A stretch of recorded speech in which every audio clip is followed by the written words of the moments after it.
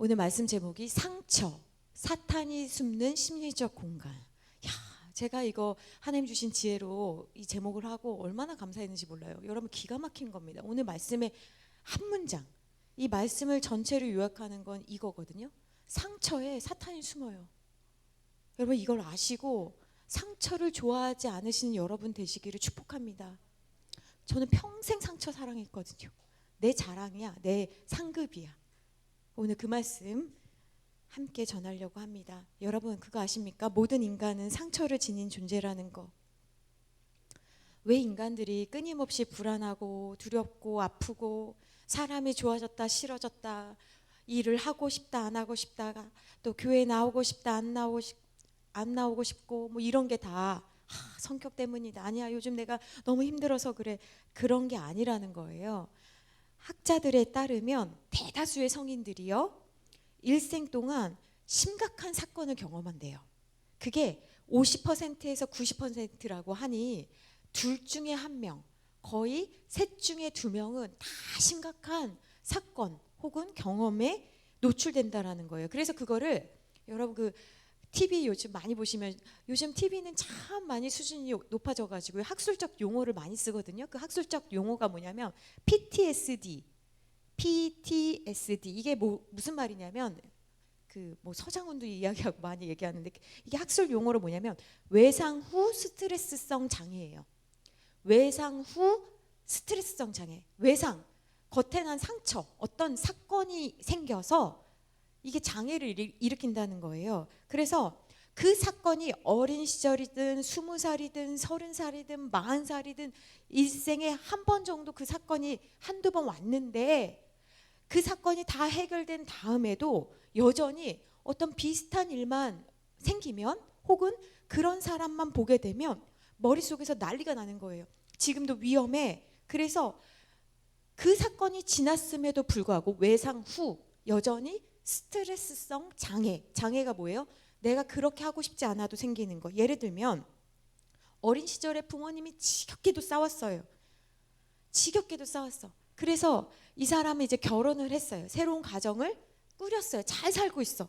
그런데 때때로 현재 배우자의 말톤이나 또는 표정 또는 어떤 뭐 손 올리는 사건 뭐 기타 등등 그런 것만 보이면 옛날 부모님이 싸웠던 그 생각이 다시 재현이 되면서 공포가 느껴지고 방어하게 되고 두렵게 되고 하는 플래시백, 그러니까 다시 한번 회상되는 사건이 일어나서 이게 지금 사건으로 보는 게 아니라 과거부터 옛날에 부모님으로부터 받았던 상처까지도 다 가지고 배우자와 싸우게 된다. 이런 게 외상 후 스트레스성 장애이거든요. 예를 들면 이런 거예요. 학교 다닐 때 발표를 했어요. 그런데 애들이 막 내가 발표했는데 막 웃어. 기분이 겁나 나빴어요. 근데 그냥 기분이 나쁜 정도가 아니라 뭐 선생님도 내가 발표한 것에 대해서 그렇게 좋지 않은 평가를 하셨어요. 그 사건이 이 사람에게는 평생 잊지 못할 사건이 돼서 회사에서 조원들이랑 이야기할 때는 한두 명이랑 이야기할 때는 너무 잘하는데 앞에 나와서 조금만 마이크를 잡게 되거나 이 강대상과 같은 발표단 위에만 서게 되면 심장이 막 떨리고 손발이 차가지고 배가 아프고 이런 것들이 외상 후 스트레스성 장애라는 거예요. 과거 데이트 폭력이나 학교에서 왕따를 경험했던 사람들이 이제는 학교를 다니지도 않고 이제는 그 사람과 같이 살지도 않음에도 불구하고 길을 가다가 우연히 나를 괴롭혔던 사람과 비슷한 풍채나 헤어스타일이나 비슷한 옷을 입었던 사람이 다가오면 어떻게 돼요? 갑자기 얼음이 돼가지고 움직이지도 못하고 과거의 그것 때문에 구토를 하거나 여러 가지 심리적으로 어려운 상황이 되는 것이 바로 외상 후 스트레스성 장애라는 거예요. 근데 우리가 이런 큰 장애를 경험하지 않았다고 하더라도요, 우리에겐 다 누구나 어려움이 있다라는 거예요. 그러니까 제가 지금 말씀드린 이런 뚜렷한 증상이 일어난 사람들만이 아니라 그런 사람들이라고 한다면 어떻겠어요? 결혼을 했어요. 어떻게든 결혼 하나님의 은혜로 했어요. 그런데 결혼을 하고도 또 회사에 정말 하나님의 은혜로 들어갔어요. 들어갔음에도 불구하고 사람을 만나고 발표하고 이런 것들이 쉽겠냐고요. 굉장히 어려운 일이라는 거예요. 목회자 중에도 그런 사람들이 있습니다. 사람을요, 적어도 대하는 게 어렵지 않은 사람들이 목회자여야 되거든요. 그렇잖아요. 그런데 목회자 중에도 사람을 싫어하는 게 아닌데 사람 대하는 게 어려운 사람들이 있어요. 그러니까 성도들은 어떤 생각을 할까요? 목사님이 나 싫어하는가 보다. 그러니까 우리 목사님을 만날 수 있는 시간은 이 강대상 위밖에 없는 거예요. 근데 왜 그러는가? 자기도 모르게 어렸을 적부터 그 누적되어 왔던 친밀감이 해결되지 않아가지고 친밀감에 대한 문제, 다른 사람이 나랑 친해지고 싶어서 다가오면 안아주고 밥 먹고 차 마시고 같이 이야기해야 되는데 이게 어려운 거예요. 이게 힘든 거예요. 그러니까 조금만 친해지려고 하면, 조금만 가까워지려고 하면 겁을 내가지고 저는 같이 둘은 좀 차 마시기가, 이렇게 얘기 못하니까 어떻게 얘기할까요? 제가 바빠가지고요. 다른 핑계를, 다른 이야기를 하는 거예요. 그러니까 친밀해질 수 있는 모든 모임이나 상황을 앞서 차단해 버리고 저는 그냥 말씀과 기도로만 사는 사람입니다. 이렇게 이야기를 하는 거예요. 이해가 되십니까? 그러니까 어떤 상처가 특별하게 특정한 사람들에게만 있는 게 아니라 오늘 성인이 되어서 살아가는 다 큰 우리들에게도 있는 일이다. 그래서 티가 났든 안 났든 저와 여러분에게는 모두 상처가 있다라는 것을 알아야 되는 거예요. 알고 인정해야지 우리가 그 다음에 단계로 넘어가는데, 우리에게는 연약함이 있구나, 나에게는 연약함이 있어, 상처가 있어, 이걸 알고 인정해야 그 다음 단계인 통제할 수 있는 거예요. 통제의 주체가 내가 될 수가 있다라는 겁니다. 그런데 왜 진짜 상처 주고 싶지도 않고 상처 받고 싶지도 않은데 여러분 왜 상처가 생겼을까요? 성경은 이 상처가 생긴 원인을 분명히 말씀하고 있습니다. 왜 하나님이 살아계심에도 불구하고 이 세상은 이렇게 악이 번성하고 있는 것처럼 보일까? 왜 우리는 서로를 사랑하고 사랑받아야 함에도 불구하고 이렇게 상처를 주고받을까? 무엇 때문이라고 성경은 말씀하고 있냐면 무엇 때문이라고 합니까? 죄 때문이라고 말씀하고 있습니다. 성경은 분명하게 우리 인간이 상처를 주고받는 이유는 죄 때문이다. 그래서 여러분과 제가 알다시피 아담과 하와의 그 타락 사건 이후에 모든 인간에게는 죄의 DNA가 전수되고 있는 거예요. 죄의 DNA. 그래서 우리는, 저도 그렇고요, 하나님을 믿는 저도, 여러분도, 앞에 목회자도 끊임없이 어떤 게 있냐면 하나님을 향한 근본적인 불순종이 있는 거예요. 저나 여러분이나 똑같이 어떻게든 하나님의 말씀 안 들으려고, 안 지키려고 하는 열심이 있습니다. 이런 자기중심성, 자기 열심이 저와 여러분에게는 있는 거예요. 목사님은 덜 하시겠죠? 아닙니다. 그런데 신기한 것은요, 하나님께 우리가 불순종하는 것과 인간의 자기중심적이고 자기열심적인 것을요, 성경은요 따로 분리해서 말하고 있지 않다라는 거예요. 여러분 이거를 여러분들이 잘 들으셔야 돼요. 하나님을 향한 불순종이 그냥 고작 하나님 말씀 하나 안 들은 것이 모든 인간관계에 파멸을 가져왔고 자연환경에 파멸을 가져왔거든요. 그러니까 마땅히 사랑해주고 내 배 아파서 낳은 사랑의 결실물인 자녀를 향하여서 잘해줘야 되는데 왜 부모가 상처를 줄까요? 또 나를 믿어주고 평생 손에 물 하나 묻히지 않을게, 눈에는 눈물 나지 않게 해줄게 했던 사랑해서 결혼한 배우자가 어떻게 나를 배신하고 아프게 하는 일이 어떻게 일어나고, 뭐 줘도 아깝지 않은 이 자식이 어떻게 부모를 거슬리고 반대하고 도끼의 눈을 뜨고 째려보고 막 어떻게 그럴 수 있냐. 성경은 죄 때문이라고 이야기하고 있는데 하나님을 향한 불순종과 인간관계에서 생기는 모든 문제를 성경은 분리하고 있지 않다라는 거예요. 그럼 여기서 여러분들이 깨달으셔야 되는 게 뭐냐면, 우리가 그러면 인간관계 잘해야지, 잘 보여야지, 어떻게 되든지 부모 노릇 잘해야지, 배우자 노릇 잘할 거야, 이게 아니고요. 이 문제를 해결하려면 어디로 가야 돼요? 원인으로 가야 돼. 그 원인이 뭐예요? 하나님을 향한 순종으로 가야 된다고요. 근데 사람들은요, 예수님을 믿는 사람들도요, 뭐부터 하냐면 인간관계 노력부터 열심히 하는 거예요. 이거 잘못됐다는 거예요. 자, 잠언 16장 7절 말씀에 뭐라고 되어 있냐면, 사람의 행위가 여호와를 기쁘시게 하면, 사람의 행위라고 그랬어요. 사람의 마음이라고 하지 않았어요.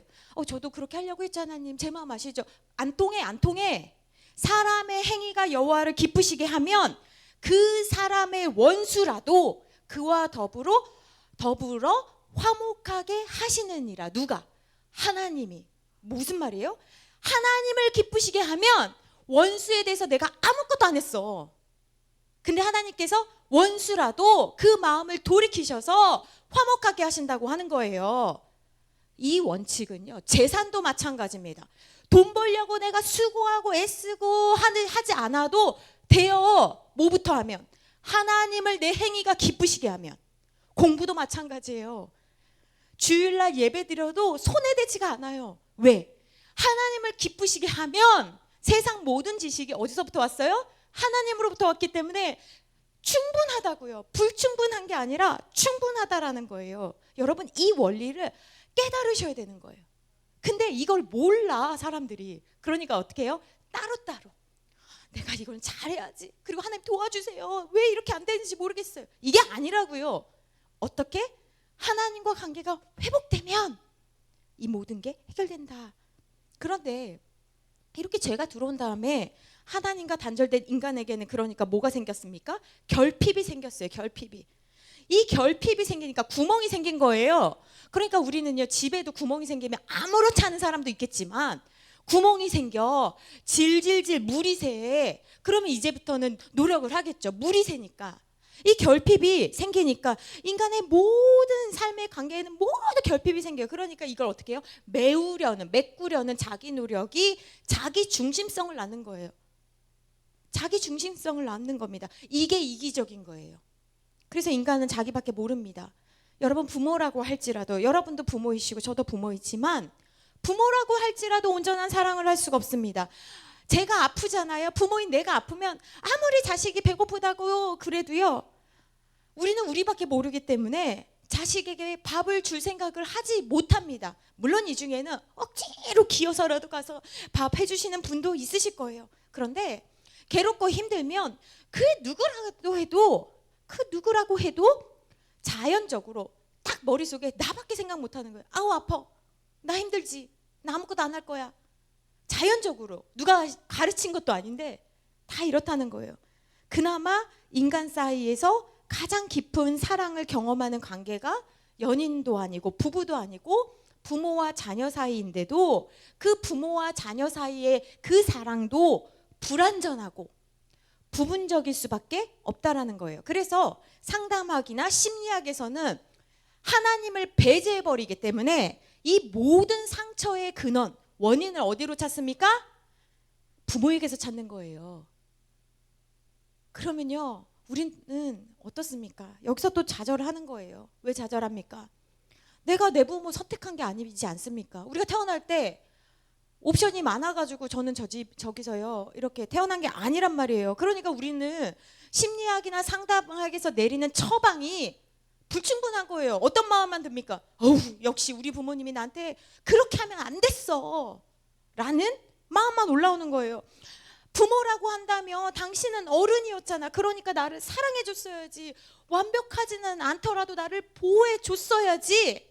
근데 여러분 아시잖아요. 저도 생각해보면 이제는 알아요. 우리 부모가 나를 키울 때 고작 30대였어. 고작 40대였어. 지금 생각해보면 내일 모레 50인 저도 아직도 애야. 에? 나도 모르는 게 너무 많고 아직도 우리 어머니한테 전화해서 어머니 이건 어떻게 해요? 물어보는 애야. 그런데 그 애가 애를 키우니 얼마나 부족했겠어요. 뭘 배운 게 있어, 본 게 있어, 경험한 게 있어. 그러니 우리 엄마도 우리 아버지도 최선을 다했다고 했겠지만 부모가 부모 노릇을 뭘 해야 되는지 모르니 인간에게 원래 있는 그 결핍이, 구멍이 채워지기보단 어때요? 가만두면 여러분 그냥 그대로 있는 줄 아세요? 벌어져. 구멍이 넓어져. 그러니까 어떤 사람은 부모님 통해서 원래 생긴 구멍에 흙도 좀 메어지고 조금은 비켜나갈 수 있는 발판도 되고 그러는데 기본적으로 부모가 메꿔줘야 되는 역할을 못한다면 기본도 안 되는 부모를 만난 사람이라고 한다면 어떻습니까? 자식이 일찍 성장하는 거예요. 그래서 자식이 부모를 생각해. 이게 좋은 게 아니에요. 부모는 부모 노릇이 있고 자식은 자식 노릇이 있는데, 부모가 자식에게 못 해주니까 자식이 일찍 커버려. 그게 성인 아이잖아요. 아이가 일찍 커버려. 혼자 잘 챙겨 먹고 혼자 알아서 잘해.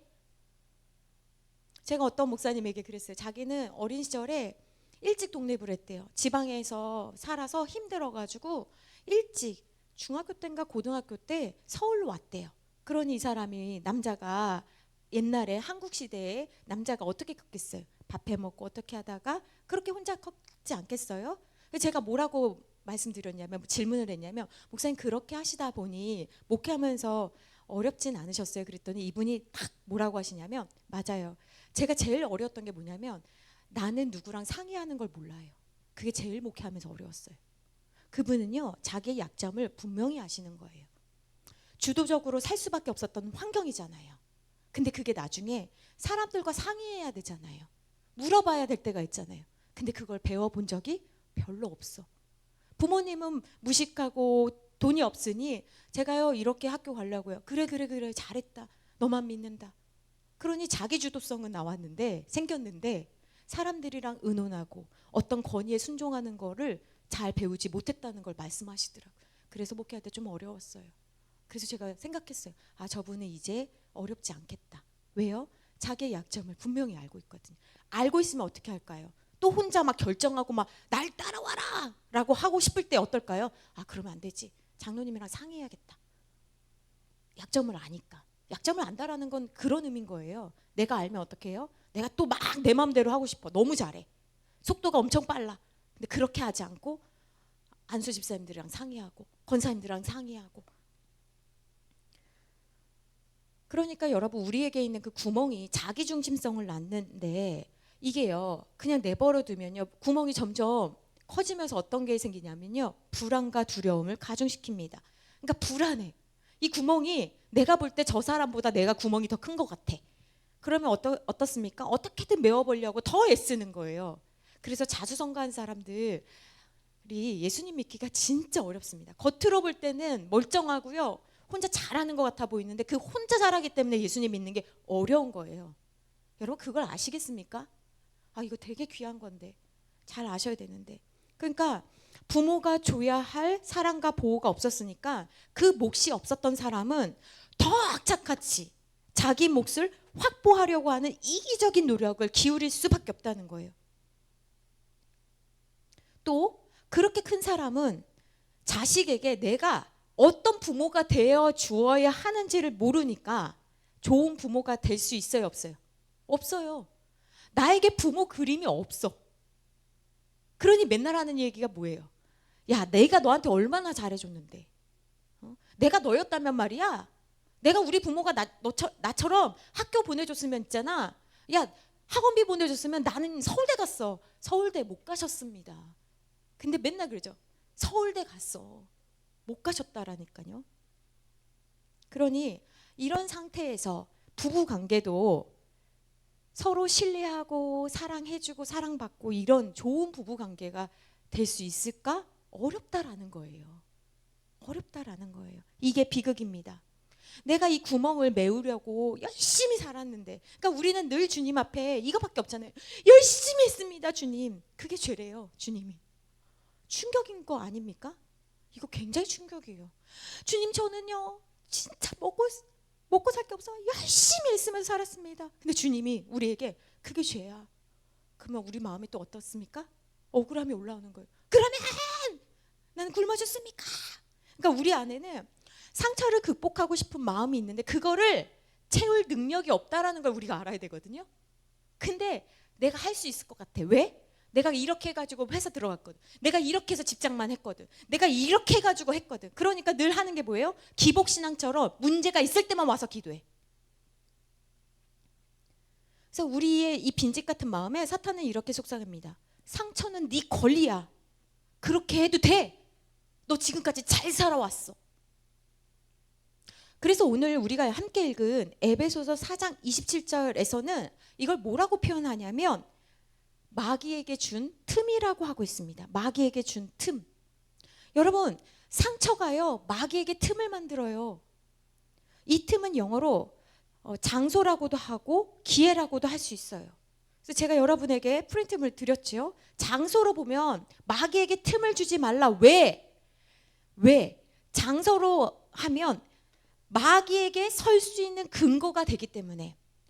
여러분, 우리가 이게 틈을 열어놓으면요, 사탄이 이건 너의 권리야. 너는 당연히 그렇게 해도 돼. 너는 맛있는 게 있으면 너 먼저 먹어도 돼. 너는 유익한 게 있으면 너 먼저 취해도 돼. 너의 권리야. 너 평생 그걸 못 누렸잖아. 넌 이제 그렇게 해도 돼. 그걸요, 사탄이 주는 메시지를 우리가 취하면요, 그 틈을 가지고 마귀가 들어와서요, 어떻게 하냐면 이건 합법적으로 내가 이 사람에게 속할 수 있는 법적 근거를 마귀가 취하는 거예요. 그러니까 합법적으로, 신자임에도 불구하고 합법적으로 들어가고 나와가고를 할 수 있는 여지가 되는 거예요. 언제? 우리가 상처를 통해서 틈을 만들어 놓으면 사탄이 들어와서 일할 수 있는 1인 사무실처럼 저쪽 공간이 된다라는 거예요. 그러니까 다 해결된 줄 알았는데 어떤 사건만 오면 다시 플래시백 돼가지고 사탄이 들어와가지고 막 우리를 막 경록해 하는 거죠. 또 기회로 보면 마귀에게 틈을 주지 말라 할 때 이 틈을 마귀에게 기회를 주지 말라, 마귀에게 장소를 주지 말라, 이 의미로 해석하면 마귀에게 입구를 열어두지 말라라는 거예요. 그래서 오늘 말씀에 뭐라고 해요? 분이 나, 해가 지도록 분이 나는 일이 우리에게 있습니다. 속상하고 열받고 해결되지 않는 일들이 있습니다. 그러나 틈을 만들어 버리면, 기회가 돼버리면 마귀가 그렇게 말하고 행동할 수 있는 명분이 되기 때문에, 통로가 생기기 때문에, 입구가 되기 때문에. 그런 거 아시죠? 정문으로는 못 들어와. 그런데 쪽문이 있어. 새빵살이 하는 사람처럼 마귀가 새빵살이 하는 거예요. 그래서 언제 들어왔는지 몰라. 주인 모르게 싹 들어와. 그게 틈이에요, 여러분. 그래서 우리가 오늘 이 상처에 대해서 지금 말씀으로 여러분 우리가 듣고 이야기해야 되는 거예요. 우리에게 고통이나 상처, 지울 수 없는 어려움이 저와 여러분 모두에게 있습니다. 그런데 이것이 왜 그리스도 안에서 해결되어야 합니까? 이 일은 단순히 너무 슬프니까, 아프니까, 힘든 일로 끝나는 것이 아니라 마귀에게 자리를 내어주는 통로가 되고 기회가 되는 권리가 되기 때문입니다. 이게 너무너무 중요한 거예요. 그래서 우리가 우리의 상처를 알아봐야 되고 우리의 문제를 바라봐야 되는 이유는, 그래서 우리가 건강해져야 되기 때문에 그렇습니다. 여러분, 우리는 사명자입니다. 우리는 하나님께서 시키시는 일들이 있어요. 여러분, 그거를 우리가 해야 되거든요. 근데 다들 자기 상처에 함몰당해서 하나님이 시키신 일 못 봐. 하나님이 시키시는 일 마음은 있지요. 그런데 안 해. 왜 보지 못합니까? 왜 가지 못합니까? 여러분은 기도하실 때, 찬양하실 때 하나님 앞에 막 쓰임받고 싶다고 손드시잖아요. 기도하시잖아요. 하나님 저도 써주십시오. 여러분, 이런 거룩한 열망이 있지 않습니까? 그런데 왜 결심은 하는데 안 되냐는 거예요. 그게 왜 안 되냐? 상처가 치유되지 않으면 사명이 막히기 때문에 그렇습니다. 이유는 의지가 약해서가 아니에요. 아우, 내가 의지가 약해서, 내가 사람이 좋아가지고, 그게 아니라고요. 성격도 아니라고요.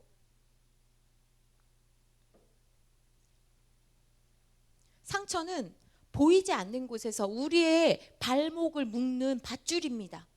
그래서 내가 하나님 말씀대로 막 가려고 그러면요, 발목이 묶여 있어. 그러니 가기는 가. 근데 많이 못 가. 헐헐 돌아다니며 말씀 사역할 수가 없는 거예요. 기도할 수가 없는 거예요.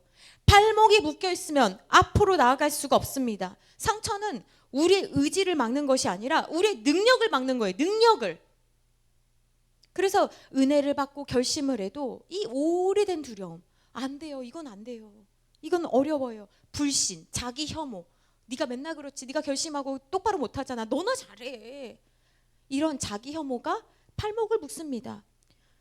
가인을 한번 예를 들어볼까요? 가인은요, 동생이 하나님께 사랑받는 것처럼 보였을 때 내면에 깊은 상처가 생겼습니다.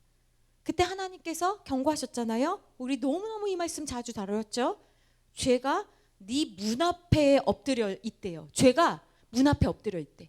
근데 오늘 말씀을 한번 보세요. 에베소서 말씀. 우리가 열어놨어. 그럼 어떻게 합니까? 죄가 들어가지. 누가 열었어요? 내가. 누가 열었어요? 내가. 아벨이 열었어요? 아니요. 누가? 내가. 지금 그 말씀한 거예요. 틈을 누가 열어줬어요? 내가. 처리되지 않은 감정의 틈, 다뤄지지 않는 상처의 틈, 이 사이에 문을 열어놓으니 가인은요, 사명이 무너졌습니다. 가인의 사명은 뭔지 아세요? 가인은요, 농사꾼이에요. 농사꾼은 뭡니까? 사람 살리는 일 하는 사람이에요. 자기의 농작물로 사람들 살리는 일을 하는 사람이라고요. 가인은 잘 살아볼 수 있었어요. 괜찮은 삶을 살아볼 수 있었어요. 그런데 그 틈을 내버려뒀을 때, 죄가 나의 문 앞에 엎드려져 있을 때 내가 문을 열어줬네? 그랬더니 어떻게 됐어요? 공동체를 떠나야 했고, 땅을 일구며 생명을 돌보는 사람이 아닌 어처구니 없이 아벨의 생명을 빼앗는 사람, 살인자가 되고 말았잖아요. 이게 남 얘기가 아니라는 겁니다. 또요, 사울은요, 상처가 사명을 잊게 한 사람입니다. 사울의 문제는요, 성격이 아니에요. 사울은 잘생긴 사람이에요. 여러분, 잘생긴 사람은 성격도 좋아요. 못생긴 사람들이 성격도 안 좋아요. 그러므로 여러분, 못생긴 사람처럼 하지 마시고 잘생긴 사람들처럼 살아가세요. 근데 이 잘생긴 사울에게요, 마음에 뭐가 있었냐면, 나는 작은 지파야. 나는 작은 집안이야. 우리 집안 몰라요. 누가 이제 여러분들에게 교회 어디 다니세요? 그러면 저기 백운호사 앞에 큰 교회 다닙니다. 할렐루야. 지금 보고 있어요. 제가 두 분. 어디 다니십니까? 백운호사 앞에 있는 큰 교회 성산교회 다닙니다. 할렐루야. 이 정도면 큰 교회라고 그렇게 말을 해도 믿음으로 고백을 못해요. 그런데 사울에게는 그 상처가 불안으로 자리 잡은 거예요. 불안. 그리고 이 불안이 무엇을 낳았냐면 비교와 질투를 낳았습니다. 그러니까 하나님이 얼마나 믿음직하면 이스라엘의 첫 번째 왕으로 누구를 세우셨어요? 사울 세우셨으면 된 거 아니에요? 아니, 첫 번째 왕, 첫 번째는 항상 의미가 있거든요. 그렇잖아요. 그런데 얘는 그 마음에 결핍이 있으니까 늘 다른 사람이 나를 어떻게 보는지에 더 매달리는 거예요. 그래서 다른 사람이 나를 어떻게 보느냐에 매달리니까 어떻습니까? 이랬다가 오늘은 이랬다, 내일은 저랬다. 저 사람이 이렇게 말하면 요렇게 했다. 저 사람이 좀 불편하면 요렇게 했다. 그렇게 되는 거예요. 근데 오늘날도 이 감정 때문에 흔들리는 성도들이 얼마나 많은지 몰라요. 마음이 움직이면 큰 것도 막 헌신해. 마음이 움직이면 시키지도 않았는데 막 해. 봉사도 해. 감동이 오면 누구보다도 깊이 하나님과 사람을 사랑하는 귀한 사람이 돼. 근데 문제는 뭔지 알아요? 감정적인 사람들에게 늘 도사리는 문제가 있어요. 어떤 문제가 있냐? 마음에 있으면 하지만 마음이 움직이지 않으면 안 해. 감동이 없으면 진짜가 아니잖아요. 이걸 위선이라고 생각해. 그건 사탄의 속임수입니다, 여러분. 잘 들어보세요. 잘 들어보세요. 내 마음이 움직이지 않아도, 내 감정이 동하지 않아도 하나님이 말씀하시면 예, 알겠습니다 하고 반응하는 거는요, 위선이 아니라 순종이라고 하는 거예요. 따라해 보겠습니다. 위선이 아니라 순종입니다.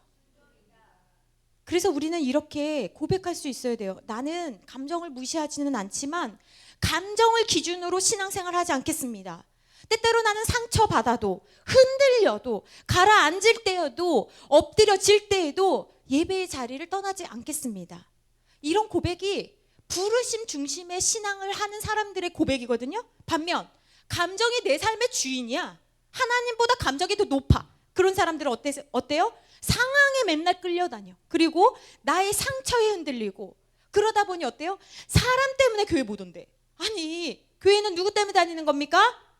누구 때문에 다니는 거예요? 그렇죠? 교회는 사람 보고 다니는 게 아닙니다. 교회는 누구 보고 다니는 거예요? 하나님 보고. 하나님이 있어라 라고 하면 있는 거예요. 그런데 감정이 내 삶의 주인인 사람은 늘 사람 중심. 그게 잘못 신앙생활하는 거예요. 예배 드리는데 왜 자꾸 뒤를 돌아봅니까? 개수하십니까? 개수는 제가 합니다. 앞에 보시는 거예요. 예배는 사람 중심이 아니고 감정 중심이 아닙니다. 그래서 감정대로 반응한다는 것은 영적으로 민감한 것이 아니라 하나님보다 감정을 더 믿는 사람들입니다. 잘 들으셔야 돼요. 그래서 감정이 솔직해요. 저는 이렇게 말한 사람은 솔직한 사람이 아니라 연약한 사람이라는 증거를 잊지 마십시오. 여러분, 하나님께서 우리를 부르신 자리는 감정이 아니라 부르심입니다. 여러분, 우리가 찬양할 때 부르신 곳에서 나는 예배한다고 하지 않습니까? 내 마음의 상태가 아니라 하나님이 부르신 자리가 내가 있어야 할 자리인 거예요. 제가 여러 번 찬양 가사 중에 언급한 곡이 있죠. 나 기뻐하리. 저에게 이 곡이 참 숙제였거든요. 안 기뻐. 근데 기뻐하래. 거기 가사에 이런 게 있죠. 환경의 지배를 받지 않고 느끼는 감정과 상관없이. 제가 완전 외웠잖아요. 언제? 청년 때. 늘 환경에 좌우지당하는 내가 싫어서, 좌지우지당하는 내가 싫어서, 늘 감정에, 교회 나가고 싶지 않은 내 감정에 휘말릴 때마다 이 찬양 청년 때 엄청 부르면서 환경의 지배를 받지 않고 감정에 상관없이, 감정과 상관없이 내 마음 기뻐하기로 결심을 했네. 내 마음 기뻐하기로 결심을 했네. 내 마음 기뻐하기로 결심을 했네. 환경에 상관없이, 감정에 느끼는 감정과 상관없이. 여러분은 어떻습니까? 기쁘지 않은데 자꾸 기뻐하라라고 하면 여러분 기뻐하십니까? 아니죠. 싫어. 나 안 기뻐. 찬양 안 하고 싶어. 겨우 왔어요. 하나님은 우리에게 기뻐해라라고 하시는데 우린 말합니다. 지금은 기뻐할 감정이 아니에요. 진짜 힘이 든다고요. 지금은 싫어요. 못해요. 나중에 일이 잘 풀리면요. 감정이 좀 괜찮아지면 그때 하겠어요. 하나님. 이게 무슨 말입니까? 내 상처를 내가 붙들겠다라는 겁니다. 항상 기뻐하라고 하나님은 명령하셨는데 우리는 그 명령을 거부합니다. 하나님께서 항상 기뻐하라고 명령하신 분이 하나님이시기 때문에 우리는 기뻐할 수 있는 거예요. 할렐루야. 기뻐할 이유가 있어서 기뻐하는 게 아니에요. 기뻐할 수 있는 감정이 올라와서 기뻐하는 게 아니에요. 환경과 느끼는 감정에 상관없이 기뻐해라. 아멘. 기쁩니다. 감사해라. 아멘. 감사합니다. 여러분 아시겠어요? 감사해야 할 이유가 있으니까. 이번에 연봉이 올라서요. 이번에 집이 올라가지고요. 이번에 뭐가 어떻게 돼서 감사한 게 아니에요. 그건 당연히 예수님 안 믿는 사람들도 하는 감사고요. 하나님이 원하시는 감사는 너의 상황과 상관없이 너 감사하니? 네, 감사합니다. 쉬지 말고 기도해. 쉬지 말고 기도하라는 게 말이 되는 소리입니까, 하나님? 그러므로 나는 기도할 수 없습니다. 우리 다 그러잖아요. 여러분, 우리는 하나님의 뜻 알고 싶잖아요. 늘 하나님의 뜻 하는데 하나님의 뜻은 무엇입니까? 네가 항상 기뻐하는 거야. 네가 항상 기뻐하라. 쉬지 말고 기도하는 거야. 범사에 감사하는 게 내 뜻이란다. 저는 싫은데 그거 말고요. 앞으로 어디다 해야 돼요? 하나님 알려주세요. 아니, 너가 그런 상태가 돼야 된다고. 아니요, 저는 그거 필요 없고요. 지금 말씀하시라고요. 점쟁이 신앙. 무속 신앙. 신앙은 감정이 필요하지만 감정적으로 하는 게 아닙니다. 기억하십시오. 그럼 우리가 이제 한 가지 질문을 해야 됩니다. 왜 상처를 놓지 못할까? 왜 그럼에도 불구하고 우리는 상처를 놓지 못할까? 상처가 이렇게 사명을 막는다는 것을 알고 있으면서도 우리는 여전히 왜 상처를 붙잡고 살아가는가? 왜 그렇습니까? 상처가 내 자랑이 되기 때문입니다. 한번 따라해 봅시다. 앞에 화면 보시면서 크게 한번 읽어보세요. 시작.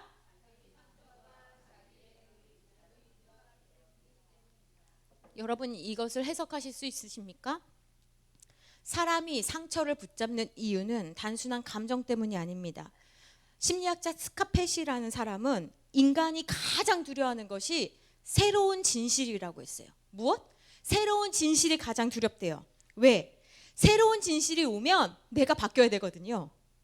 우리는요, 익숙한 고통에 머무르는 것을 좋아합니다. 고통은 아파요. 상처는 힘들어요. 그런데 익숙해졌어. 상처에 내가 사로잡혀 있으면요, 그 환경에 있으면 어떻습니까? 나를 변화라고 요구하지 않아요. 상처는 나한테 요구하는 게 없어요. 여러분, 우리가 누군가한테 상처를 이야기하면 어떤 마음이 듭니까? 아, 그래요? 아, 대단하다. 힘들겠다. 상처를 붙들면요, 나를 변화시키지 않아요. 그래서 우리가 좋아하는 겁니다. 여러분, 우리가 이 상처를 좋아한다는 것을 여러분들이 오늘 인정하시기를 부탁드립니다. 다시 잘 한번 생각해 보세요. 내가 상처를 붙들고 있는 동안에는 나는 피해자니까 이렇게 행동해도 돼. 나는 요구할 권리가 있어. 내가 피해자라고. 당신들은 가해자야. 그러니 맨날 빌어. 맨날 잘못했다고 해. 내가 피해자야. 상처를 붙잡고 있으면 이렇다고요. 나 아파. 나 아프다고. 그러니까 밥할 수 없어. 책임질 수 없어. 나 가난해. 나 가난했다고. 그러니까 지금 쇼핑할 수 있어. 여러분, 예화가 조금 적절하지 못하더라도 이해해 주십시오. 내가 상처가 있다고. 그래서 난 이렇게 할 수 있어. 그러니까 뭐예요? 내 상처, 연약함이 나를 보호해주는 방패 노릇을 하고 있는 겁니다. 이러니 좋아하지. 그래서 처음에는 내가 원하지 않았지만 내가 원하지 않았던 교통사고처럼 상처가 왔어. 틈이 생겼다고요. 누가 자기를 상처를 내고 싶은 사람이 누가 있겠어요? 그런데 그 상처가 생겼어요. 원죄 때문에 생겼어. 그러면 이 틈이 오래되면 어떻게 되냐? 이게 이 틈 사이가요. 병원에 안 가도 어떤 일이 일어납니까? 살이 되고 피가 되고요. 이게 내 것처럼 그냥 이게 뭐예요? 하나 되잖아요. 그러니까 여러분 지금 연로하신 분들 생각해 보세요. 병원에 갈 수가 없어서 손을 다쳤어. 손을 다쳤는데 시간이 지나니 이게 틀어졌어. 그 틀어진 모습으로 사는 거예요. 구부러진 모습으로 그냥 살아가는 거예요. 내가 원래 어떤 모습이었는지를 다 잊고 내가 살아가는 방식이 상처가 된다고요. 제가 정말 예수님을 믿었음에도 불구하고 심지어 제가 인격적으로 예수님을 만났음에도 불구하고 그리고 많은 사역을 했음에도 불구하고 제 레파토리가 있었어요. 40살 때까지 제가 레파토리가 있었다고요. 근데 저는 이 레파토리를 전혀 눈치채지 못했습니다. 왜요? 나를 괴롭히는 사람은 여전히 나를 괴롭히고 있으니까. 그래서 저는 늘 저희 엄마, 저 이렇게 모여서 뒷담화하는 게 정당했어요. 왜? 그가 우리에게 여전히 이렇게 하기 때문에 우리는 뒤에서 말할 수 있다라고 생각했다고요.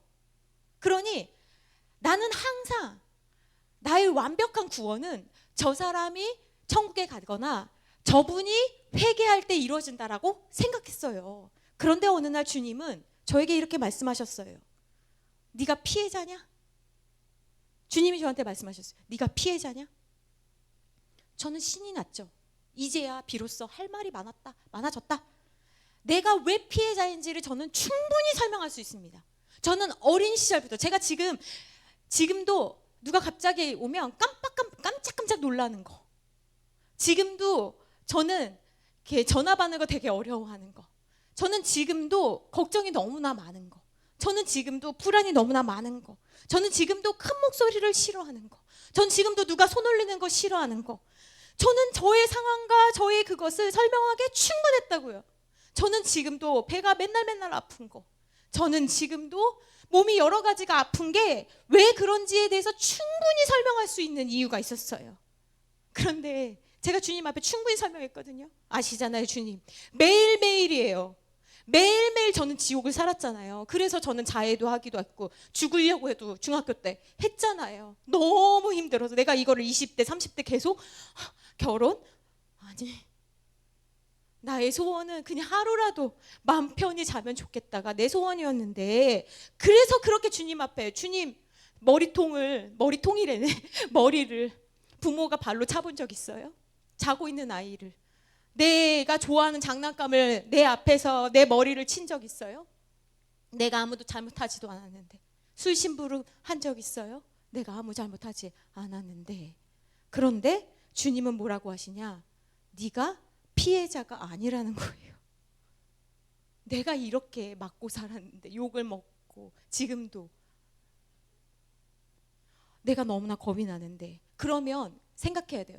나는 뭐지? 그는 누구지? 이 정당화가 깨지는 순간 주님이 저한테 말씀하셨어요. 너 상처를 붙잡고 살래? 아니면 상처를 극복하고 살래? 여러분 모르시겠지만요. 저는 신학생이었잖아요. 전 사역자였잖아요. 아버지 문제가 해결되지 않으면서 사역하는 게 얼마나 괴로운지 아세요? 제 안에 끊임없이 조소가 올라와요. 너나 잘해. 야, 니네 집이나 어떻게나 해봐. 이 콩가루 집 하나. 막 그런 게 올라오잖아요. 다른 사람은 살릴지 몰라도 내가 내 가정 문제가 해결이 안 되잖아요.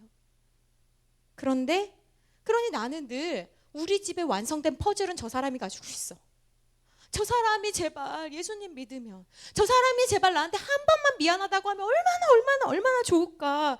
그러니까 늘 뭐라고 했냐면, 나를 변화시킬 수 있는 사람은 그다, 그 사람이야 라고 생각했는데, 하나님은 뭐라 하시냐면, 그가 아니어도 너는 얼마든지 변화될 수 있어. 근데 저는 생각했죠. 아니요. 그가 술을 먹지 않아야 돼요. 그가 욕하지 않아야 돼요. 그가 때리지 않아야 돼요. 그가 아버지 노릇을 해야 돼요. 그가 남편 노릇을 해야 된다고요. 그래야지 나는 끝났다고요. 나는 완성이 돼요. 그래야지 나는 간증도 하고 다니고 할 말이 많다고요. 근데 하나님은 뭐라고 해요? 그가 아니어도 너는 할 수 있는 게 많아. 저는 상처받은 게 많지만, 그러나 하나님께서 그 상처를 통해서 뭐가 생겼어요? 내 의가 생긴 거예요. 엄마랑 나랑 자식들이 모여서 니네 아빠가 얼마나 나쁜 사람인지 알지. 어렸을 때부터 우리 맨발로 뛰어다녔잖아. 우거지국 먹으면서 배고파가지고 맨날 된장국 먹었잖아. 먹을 게 김치밖에 없어서 많이 김치 먹었잖아요. 근데 그거 아세요? 상처 준 사람은 잘 먹고 살았거든요. 몰라. 니네가 그랬다고? 거짓말하지 마. 어디서 거짓말을 해. 내가 돈 줬잖아. 불충분했죠. 학교 가기엔 너무 불충분해서, 옛날엔 육성회비랑 무슨 회비가 그렇게 많았어. 엄마가 아침에 돈 빌리러 다녔던 기억. 내가 가지 말아야 되나? 우리 엄마 뭐라고 하는지 알아요? 너 제발 반장 좀 하지 마. 어떤 집은 반장하면 어떻게 합니까? 고기 사주죠. 몰라요. 우리 엄마는. 나는 잊지도 못해. 전교 부회장 했을 때 하지 말라고 했잖아. 엄청 짜증내면서. 내가 하고 싶어서 하나? 인기가 많은 걸 어떡해. 근데 저 울었잖아요. 집에 가서 어떻게 말하지? 돈 달라고 어떻게 해야 되지? 아직도 생각나요. 그때 제가 동대문구 청량리에 살았는데, 전농동에 살았는데, 소문으로 저기 제기동 쪽에 그 문구 도매샵이 있다는 거예요. 거기 가서 둘리 지우개 이따만큼 큰 거 있어요. 그거를 우리 반 애들, 옛날에 반에 애들도 많았잖아요. 50 몇 명이고 60 몇 명이었나? 전체 돌리고 한턱 내야 되거든요. 참, 근데 그걸 통해서 하나님께서 뭘 보셨어요? 그건 너의 의가 아니고 악이야. 하나님은 상처로 생긴 나의 의를 뭐라고 하셨냐면, 그건 너의 죄야. 와, 내 죄라고요? 죄가 됐어. 너무 놀랬잖아요. 죄가 됐다고요? 내가 뭘 그렇게 해요? 늘 나이 18번. 내가 뭘 그렇게 잘못했습니까, 주님? 이제 여러분들에게 질문 드립니다. 여러분의 상처는 무엇입니까? 내가 이렇게 할 수밖에 없는 이유에 대해서 하나님 앞에서도 우리는 그렇게 말씀할 수 있을까요? 여러분, 상처라는 돌멩이를 내려놓읍시다. 상처가 내 의가 되면요, 우리는 언제나 나는 피해자고 저 사람은 가해자라는 구조로 세상을 봅니다. 예수님 앞에 간음하다가 잡혀서 사람들한테 끌려 나온 사람이 있어요. 이 여인. 우린 생각합니다. 저 여자가 맞아 죽을 여자지. 더러워. 어떻게 저 짓을 하지? 그래서 우리는 예수님께 당당히 끌고 나오죠. 예수님, 보란 듯이 혼내주세요. 지옥에 가라고 얘기해 주세요. 우리 마음에 막 그런 게 올라오잖아요. 왜? 나는 간음은 안 했으니까. 우리 다 그렇거든요. 나는 간음하지 않았어요. 우린 떳떳해요. 어떤 죄에 있어서는. 그런데 예수님은 그 여인이 아니라 사람들을 향해서, 아마 예수님은 눈을 다 마주쳤을 거예요. 그리고 바닥에다가 글을 쓰기 시작합니다. 나는 이 여인이 잘못했다고 생각하고 구경하러 왔는데, 그렇잖아요. 야, 싸우는 것보다 재미난 건 없잖아. 구경하러 왔는데 예수님이 어떻게 판결하시나 보자. 재밌겠다. 막 올려왔는데, 주님은 그 여인이 잘못했다고 생각하는 우리 생각을 업고 사람 한 사람을 보면서 학자들은 대개 어떻게 의견을 일치하냐면, 너의 죄를 썼을 것이다. 너의 죄. 그래서 구경 나온 그 사람들이 그 밑에 있는 글을 보면서 아무 말 없이, 할 말이 없는 거죠. 그리고 어떻게 합니까? 돌아간 거예요. 마귀는 늘 상처를 사용해서 사람의 마음을 실제보다 가장하게 만들고 사건을 왜곡시키고 내가 피해자인 것처럼 보이게 하지만, 실제로는 그 상처 때문에 우리는 묶이는 겁니다. 우리는 갇히게 되는 겁니다. 여기서 가장 무서운 현상이 나타나는데, 시간이 지나면 사람은요, 상처를 잊지 못하는 것이 아니라 그 상처에 익숙해진다는 거예요. 상처에 익숙해집니다. 그래서 이 상처가 일종의 나의 정체성이 돼서 나는 이런 사람이야, 어쩔래, 이게 되는 겁니다. 그래서 상처를 붙잡는 사람은 치유되면 기뻐해야 되는데 그게 아니라 치유되는 게 싫어. 아까 스카펫이 이야기한 것처럼 그게 새로운 진실이 되는 게 싫어.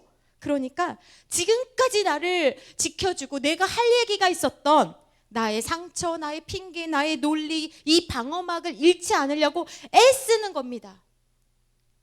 그래서 하나님 앞에 나와서도 우리는 여전히 그 레파토리를 벗어나지 못하고, 내가 이런 사람이잖아요.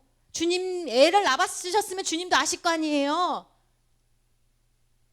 말도 안 되는 얘기를 하면서 하나님 앞에 자기 의를 드러내고 있는 우리의 모습이 있다라는 거예요. 그러므로 여러분, 이런 상처가 주님 안에서 사라지고 해석되어지기를 축복합니다.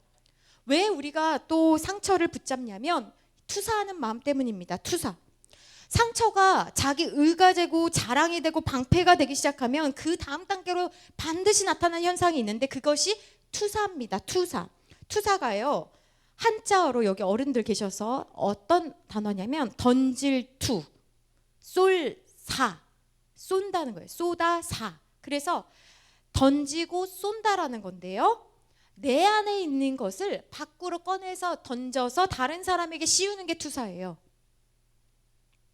내 안에 있는 걸 다른 사람한테 씌운다고요. 그러니까 투사는 뭐냐면 내가 처리하지 못한 감정과 상처를 다른 사람에게 탓하는 겁니다. 프로이드는 투사를 자기 내부의 갈등을 외부로 돌리는 방어 기제라고 했어요. 아들러는 투사를 과거에 실패했던 경험을 현재 인간관계로 옮겨오는 심리적 반복이라고 했습니다. 그래서 상처가 많으면 어떻게 되냐? 방어합니다. 상처가 많으면 또 어떻게 합니까? 다른 사람 탓을 반복적으로 계속하는 거예요. 너 때문이야. 네가 이렇게 해서, 그래서 내가 이렇게 한 거잖아. 이게요, 상처가 많다라는 증거입니다. 누군가 무심코 지나친 말을 넘기지 못하니 그 사람을 미워하고 싫어합니다. 실은 내 감정인데, 내 상처인데 상대방 때문이었다라고 생각하는 거예요.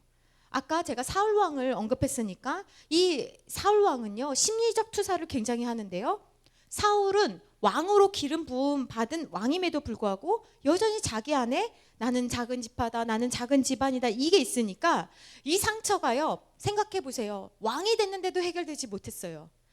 세상에서 오를 수 있는 가장 높은 지위가 왕인데 왕이 됐어도 못 해결됐다고요. 여러분, 50평 100평에서 살아도 해결 못 되는 게 있더라고요.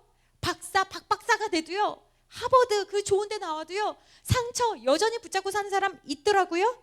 사울이 그런 거예요. 자기의 자격지심이 불안이 되고 이 불안이 투사가 되니까 사울의 진짜 문제는 다윗 때문이 아니에요. 다윗 없으면 어떻게 됐을까요? 또 다른 다윗이 생겼을 거예요. 왜? 사울은 계속 그것을 투사하니까.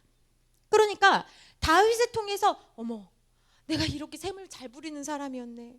어머, 내가 이렇게 연약한 사람이었구나. 제가 잘못한 게 없는데. 그래서 이 다윗이란 존재는 사실 나 대신 나가서 전쟁에서 일하는 사람이요, 고마운 사람이고 나를 진짜 보게 한 사람임에도 불구하고 사울은 끊임없이 다윗을 미워하잖아요.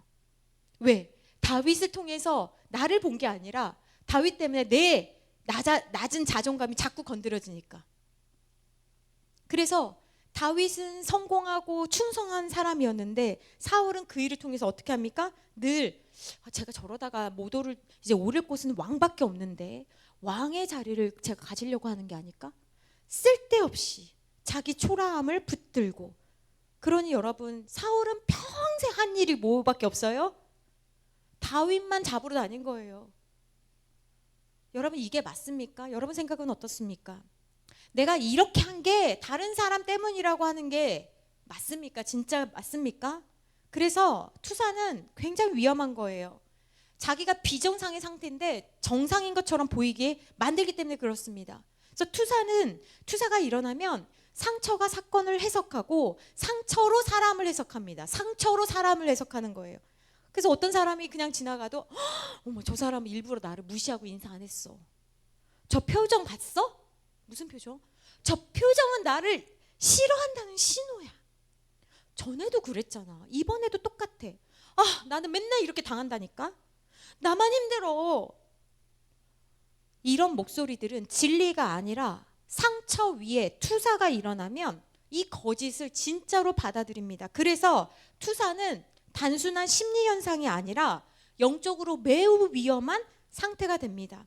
상처가 계속 다른 사람에게로 향하면 여러분 우리 마음에 뭐가 있냐? 회개는 사라집니다. 그리고 고소만 남는 거예요. 고소. 여러분 자꾸 다른 사람 때문인 것 같습니까? 그때는 기도와 금식으로 이 고리를 끊으시기를 부탁드립니다. 다른 사람이 문제가 아니라 내가 문제일 수 있습니다. 이 시험을 잘 이겨나가야 합니다. 하나님은 책임을 회피하는 사람을 기뻐하지 않으십니다. 하나님께서 내가 이 상황에 저 사람과 내가 있어야 되는 이유가 있다면 그것은 그 사람과 내가 풀어야 할 문제가 아니라 하나님과 내가 풀어야 할 문제입니다. 그러므로 하나님이 나에게 이런 상황을 주셨다면 우리는 이렇게 질문해야 합니다. 주님, 제가 무엇을 다루기를 원하십니까? 주님, 제가 무엇을 어떻게 하기를 원하십니까? 그런데 투사의 또 다른 문제가 뭐냐면 과거를 계속 반복한다는 거예요. 정리되지 않은 상처가 거의 언제나 현재 상황 속에서 계속 반복한다는 거예요. 과거에 부모에게 들었던 말이 현재의 배우자에게 들리는 것처럼 느껴지고 과거에 학교나 친구에게 받았던 모욕이 직장 상사의 말 한마디에 다시 살아납니다. 그래서 사람은 현재의 사람을 과거에 가해자로 착각하게 되고 나한테 그냥 그 말 한마디 한 것뿐인데 과거에 나한테 그렇게 했던 것까지 다 싸잡아서 그 사람에게 무방비한 상태에 있는 그 사람에게 분노를 터뜨리게 한다는 거예요. 그러므로 투사가 일어날 때 우리는 과거의 상처를 또 내가 재현하려고 하는구나, 또 반복하려고 하는구나, 그런 생각이, 그런 상고가 저 사람이 일부러 나한테 무시하는 것 같은데 그런 생각이 오면 빨리 떨쳐 버려야 되는 거예요. 해가 지나도록 그걸 붙잡고 있으면 안 된다는 거예요. 그런데 이렇게 상처가 생기면 우리가 어떤 마음이 생기냐? 억울합니다. 너무 억울해요. 상처가 깊어지면요, 누구나 예외 없이 억울함이 자리 잡습니다. 억울함은요, 여러분 단순한 감정이 아니라 사탄이 사람 안에 억울함을 가장 선호하는 통로로 이용합니다. 사탄의 핵심 전략이 있는데요, 사탄의 핵심 전략이 뭐냐면 고소하는 거예요. 고소. 여러분 고소하려면요, 내 안에 뭐가 있어야 돼요? 억울함이 있어야 돼요. 내 안에 원망이 있어야 돼요. 그런 사람이 고소하잖아요. 그런 증거가 있어요. 다른 사람을 탓하고 고소하고 비난할 수 있는 거거든요. 그래서 레리 크랩이나 제이 아담스나 존 파이퍼 같은 복음주의 상담가들과 설교자들은 어떻게 강조하냐면 상처보다 더 위험한 것은 상처에서 흘러나온 억울함과 원망이라는 감정이다. 그래서 사탄은 이 억울한 마음을 붙들고 사람의 마음을 가장 빨리 열어버리는 거예요. 억울해? 문이 열린다니까요. 억울함은 상처를 방어하는 감정적 기제입니다. 그래서 억울하면요, 이건 건들지 마세요. 제 자식은 건들지 마세요. 하나님이시라면요, 저는 건들지 마세요. 이거 회사 생활은 말하지 마세요. 억울한 사람은 늘 자신을 피해자 위치에 고정시킵니다. 피해자 자리에 있으면 아까 제가 여러분에게 말씀드린 것처럼 책임을 지지 않아도 됩니다. 피해자 위치에 있으면 내가 변화되지 않아도 됩니다. 내가 왜 이렇게 해야 하는지에 대해서 설명하지 않아도 됩니다. 왜? 억울하면 그 모든 고통을 남 탓으로 하기 때문에 그렇습니다. 그래서 억울함의 가장 큰 문제는 사실을 왜곡해서라도 내 감정을 지키려고 하는 데 있습니다. 사람이 억울함에 젖어 있는 동안 상대방의 의도를 객관적으로 보지 못하고 상처를 촉발한 사건을 있는 그대로 평가하지 못합니다. 그래서 이 억울함을 가지고 모든 것을 바라보는 렌즈를 갖는 거예요. 그 억울함을 가지고 세상을 바라보는 거예요. 여러분 주변에도 억울한 사람 있지 않습니까? 그 사람 이야기 잘 들어보세요. 그 사람은 회사를 옮겨도 억울합니다. 그 사람은 다른 사람을 만나도 억울해요. 늘 자기만 억울해요. 여러분 그걸 발견하시기를 바랍니다. 요셉의 형들이 그랬어요. 요셉이 형들이 억울함과 용서를 하지 못해서 늘 그렇게 살아갔습니다. 그들 안에는, 요셉의 형들 마음 안에는 왜 우리는 요셉처럼 사랑받지 못하는가라는 깊은 상처가 있었어요. 그러니까 어려서 늦게 낳은 그 아버지가 너무 사랑하는 여인에게 낳은 그 아들을 보면서 그 억울함이 질투가 되고 그 질투가 분노가 되고 그 분노는 사람을 팔아버리는 아주 파괴적인 선택으로 이어졌잖아요. 그러니까 요셉의 형들이 요셉을 미워하는 이유는 요셉이 잘못해서라기보다는 자기들의 억울함이 요셉의 모든 행동을 왜곡하게 보게 만든 거예요. 요셉이 무슨 말만 하면 억울해. 제발. 쟤 사랑받아서 저런 거잖아. 쟤 우리 무시하는 거잖아. 요셉이 꿈에 대해서 이야기해도 하나님의 일로 받아들이는 것이 아니라 저만 응답받아. 저만 봐. 요셉이 하는 행동도 모두 억울함의 필터로 보면서 저러다가 우리도 이제 업신여기겠군. 우리의 자리를 위협하는 행동으로 해석하는 겁니다. 그래서 억울함이 오래되면요. 다른 사람을 용서하는 일을 거부합니다. 용서하지 못하는 것이 아니라 용서하지 못하는 상태가 되는 거예요. 왜? 용서해버리면 나는 이제 할 말이 없거든요. 나는 나를 보호하는 것을 다 무너뜨려야 되거든요. 그래서 나중에 요셉이 총리가 된다면 어떤 일이 일어납니까?